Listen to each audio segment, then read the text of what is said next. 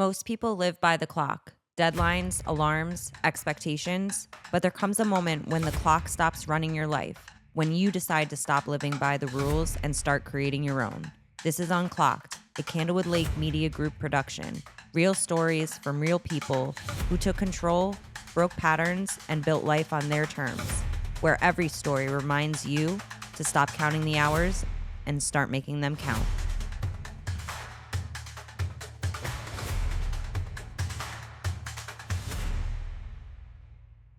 Thank you so much for joining me today. So, for the audience, who is Gabby Sosa?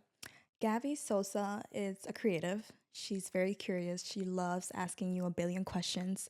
She's obsessed with the gym. I have no life. I like cooking like new recipes and reading books and like learning new things. And I also really like having like super dark humor. That's why we get along. I was gonna say I that's know. probably why you're here. Welcome. That's a different podcast. Yeah.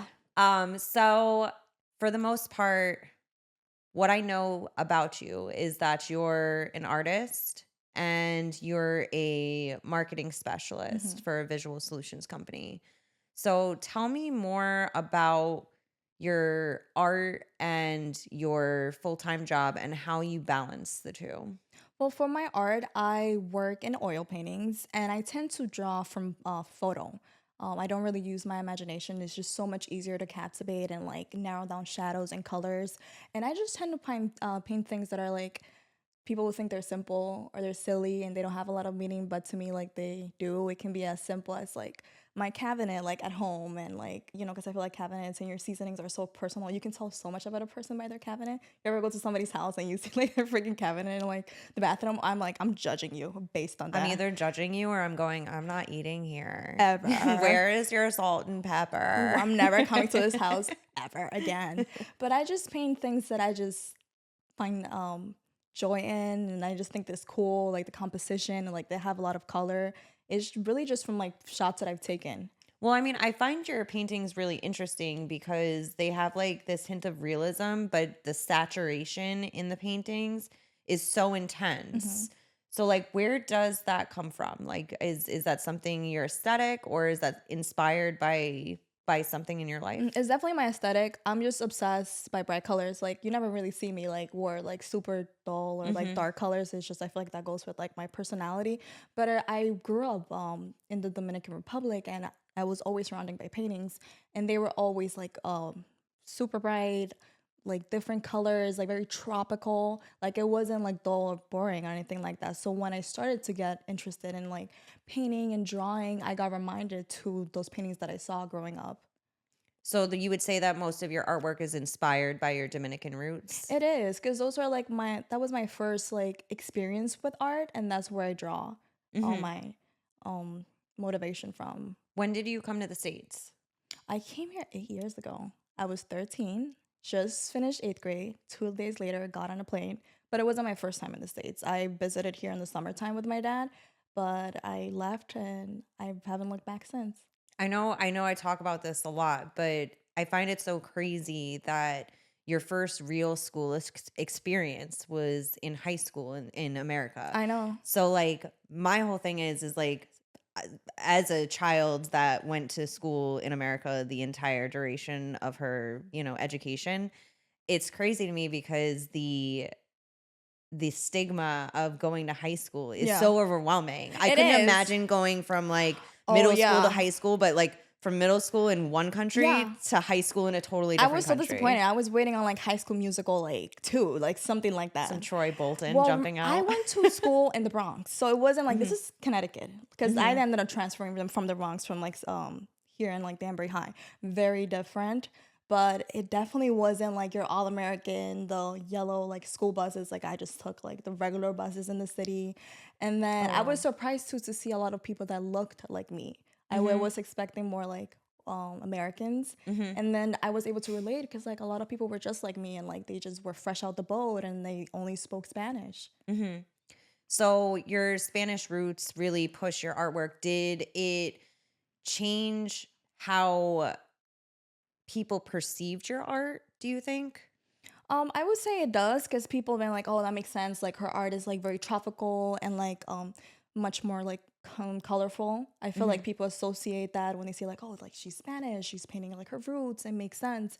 But I also feel like people expect for you to only paint stuff that is like, Spanish, like, not, which is the only thing I do. I'm not out here painting like emo. So I fit perfectly into the stereotype and I'm fine with it. Did so when you got to Connecticut, you ended up going to WestCon to get your bachelor's degree in art. Hmm. How did that shape your art today? Would you say that getting the college education and spending the money Hmm. for college for art was the best investment for you? It was the best investment because I took advantage of every opportunity that was thrown my way. Hmm. Like I just don't paint, but I also work in marketing. I took as many internships as possible. I worked multiple jobs in the university. I would say it's worth it if you're gonna take advantage of it. But if you're just gonna go into class and, get your grade and then go home and sleep, it's not. Explain to me some of the connections or some of the opportunities that you actually took a hold of. So I ended up working for the career center at the university, which is where you hear all about like job opportunities. I Hmm. helped students out with their resume, and then the lady working there saw that I had experience with like Canva. And then I ended up doing a lot of like the posters and like graphic design and like their website. And I saw that Enhance the Color was hiring, and I read the word color and I was like, that's my place. Had no idea what the company was about. Those are my people. Yeah, I worked there for a year and I was still lost, but now I get it. I'm part of the company. But I ended up going to a career fair where the owner was going to be at. And he explained a little bit more of the company. I was still lost when he explained it. But I just kept applying multiple times. Like I went to the career fair in like March. They got back to me in like July. Hmm. Like each like month I would send them out my resume and again until they're like, fine, we'll hire you to make calls. I wasn't even in marketing. I started calling clients. Hmm. I called like a total of like 600 clients, like my first That's list. That's all I did crazy. was like, hi, this is Enhance the Color, I'm calling it, and I would read like a script. And then I would see like my coworkers were using like InDesign, and I used to ask them, what is that? Or can I help you with that? And it's simple things like that. It's just putting like, just opening up a picture, just putting up the text. And I started doing my own research. Hmm. And then I was lucky that they saw like potential in me and they wanted actually to teach me certain things. So I had been there for 2 years and now I'm a digital marketing specialist. Wow, congratulations. No, It's a the big, title. big leap from I know. telemarketer to I know. telemarketing intern to actually being in the field. I know. That's amazing. So how do you balance the two? Like if you're working the 9 to 5, how do you balance working that 9 to 5 and then still managing to create your Mhm. brand and further your art? There is no balance, honestly. You just gotta choose whether you sleep or you don't. It's true. Like I have certain nights of the week that I'm like, this is my night to sleep more, and this is my night to sleep less. And I just gotta drink a lot of Celsius or caffeine like the next day.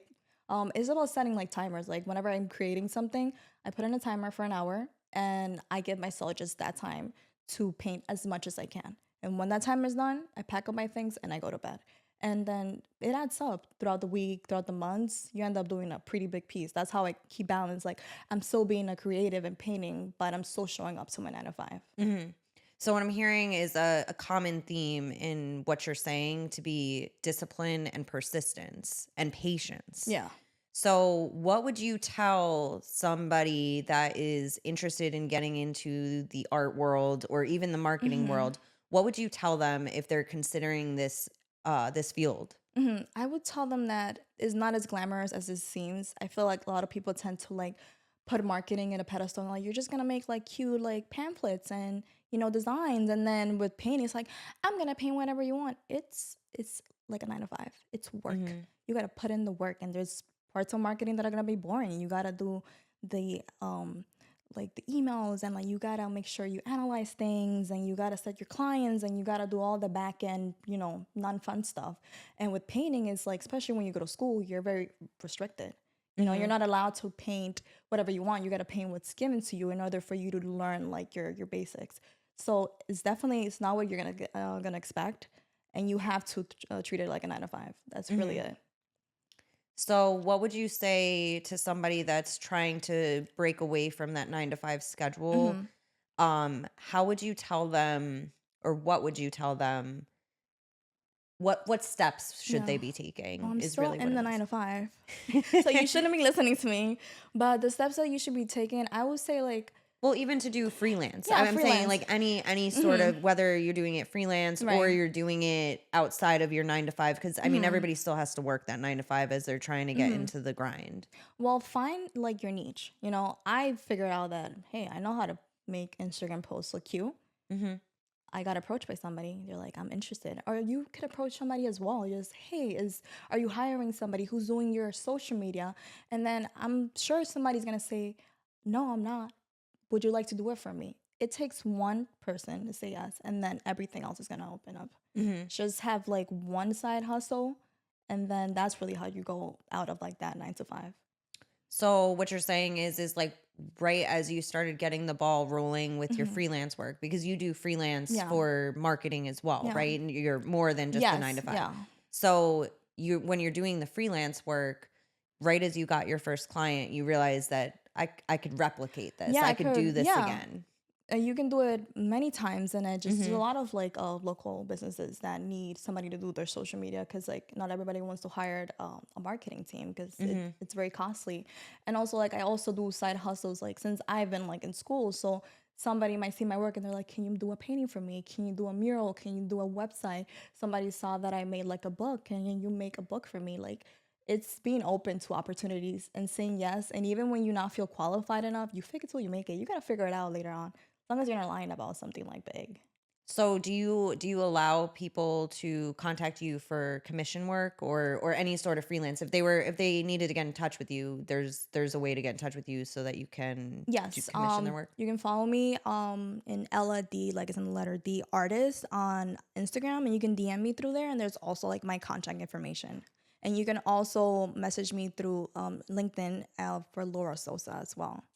And if somebody wanted to go see your artwork, do you have your artwork displayed anywhere right now? Yes. My paintings are being displayed in the Rumors Coffee Shop in Danbury, and then also in Mothership as well. So Gabby, tell me about some of your artwork we have here today. What is this piece? So this piece is inspired by like a coffee like little afternoon I shared with my mom back in the DR, and I decided to just paint it because I was trying to find a way to feel like close to home. I'm looking every time I come back to the States after being with my mom, I look through like my camera roll and I was like, oh my God, I remember this afternoon like coffee. I should probably paint it. I love the way the red look, and I just thought it was a beautiful composition. So the artwork that's behind you, Mm-hmm. it's a work in progress, but explain to me some of the aesthetic of that Mm-hmm. and the bright colors, the Yeah. saturation. I love it all. So I can't wait to see it finished, but explain to me your process there. So this painting, I've been working on it since August. This is going back to like balancing the 9 to 5 and being like creative, just spending like an hour a night working on that.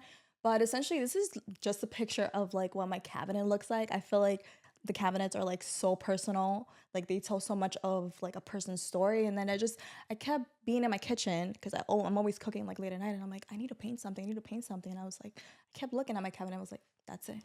I Hmm. took a picture of it, went upstairs, started painting immediately. And with the colors, that's literally what it looks like in the actual photo. I usually tend to go a little bit more saturated because that's like my style, but it's really just, I feel like my paintings are very personal, and it's just like, hey, this is a look into my world than what like my kitchen looks like for me. I feel like I'm part of this personal art journey of this one because I remember when you came in with the actual photo Yeah. into work, and I was like, "Oh, that's pretty cool. She's going to paint that." And it's coming out. It's amazing. I love your aesthetic. So, and anybody would be happy to have one of these hanging in their Aw. home. What would you tell your younger self? What would I tell my younger self? It doesn't turn out the way you think it's going to be. Oh, but it's gonna get better. And you have to put in the work, and you have to have a lot of faith, and you gotta be very persistent. And don't listen to what nobody says, listen to your heart. If you were given a time capsule today to put in anything you could, what would you put in it if I told you were going to open it in 20 years? I have like this journal where like all my thoughts are at. Since I came to the States, I haven't really written in it for a really long time. Hmm. But it was like poems about how I was feeling and just things that I really like learning. Like I always been very like curious and exploring like different topics. Like I wrote down like about like astrophysics and like chemistry and just nonsense Oh, that I that's wanted to. crazy. Yeah, I was like insane. I wanted to be like an astrophysicist at one point, but that's the story for another day. But I would send that journal to myself to remind where I came from and Mhm. to not take anything for granted at all. Yeah.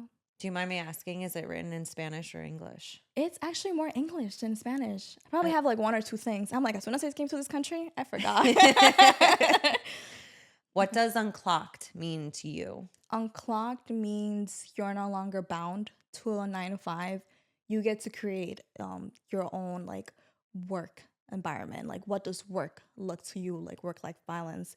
It's a life where I can wake up and whenever I want to and create my own schedule, and I don't have to look at my bank account every like Friday. I'm like, this week we made it. Freedom. How do you stay motivated and creatively inspired Mhm. when things are hectic at work? Mhm. I don't believe in such thing as like being motivated. Like motivation really usually doesn't come. It's about showing up and having discipline. Like I treat painting the same way I treat like the gym. I show up even if I don't want to, but I Mm. always end up feeling better once I'm done. So that's what I do. I just set a time. I'm gonna do this. It's probably not gonna be good, but I know at least I tried. That's how I really deal with it. I create the motivation. And what's one piece of advice for anyone that's looking to start a creative Mhm. journey that you would give to them? Make sure you actually like what you're doing. There's a difference between enjoying making art and enjoying the process because art is a lot of work. Mm-hmm. It's like a 9 to 5 in and of itself. I would say be ready to be disappointed with art and to not make art that you like, but art that is expected for you to make. But that doesn't mean that in the long run you won't be able to make things that you like. Thank you so much, Gabby, for coming today to the first episode of Unclocked. And if you guys want to contact Gabby, please go to her Instagram, Ella D Artist. You can contact her for any of her commissionable artwork and any of her freelance marketing services.